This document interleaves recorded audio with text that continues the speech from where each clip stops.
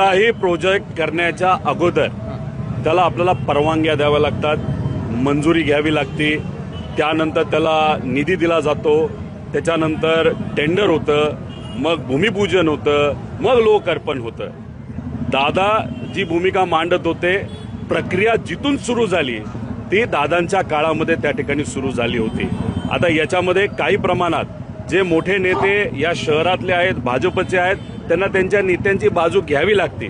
आता काल बोलत असताना कुठेतरी जेव्हा पासपोर्टचा एका गुंडाचा विषय हा दादांनी काढला, तेव्हा कुठेतरी मुरली मोहोळ हे कुठेतरी चिडले आणि त्यांनी सांगितलं हिम्मत असेल तर समोरासमोर आपण बसूया।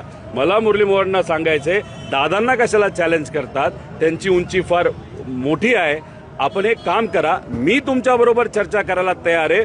खरं कोण होतं, कोणामुळे त्या गुंडाला पासपोर्ट मिळाला हे मी तुम्हाला जास्त चांगल्या पद्धतीने सांगू शकतो। पण अजून एक गोष्ट, जैन हॉस्टेलच्या बाबतीत तुम्ही डायरेक्ट दिल्लीमध्ये तुमचा कॉन्टॅक्ट वाढवल्यामुळे, नाहीतर तुमचा कॉन्टॅक्ट डायरेक्ट दिल्लीपर्यंत असल्यामुळे तुमचा खरा गेम कुणी या महाराष्ट्रातल्या भाजपच्या नेत्यांनी केला हे सुद्धा त्या ठिकाणी मी तुम्हाला स्पष्टपणे लोकात नव्हे कानात नक्कीच त्या ठिकाणी मी सांगेल।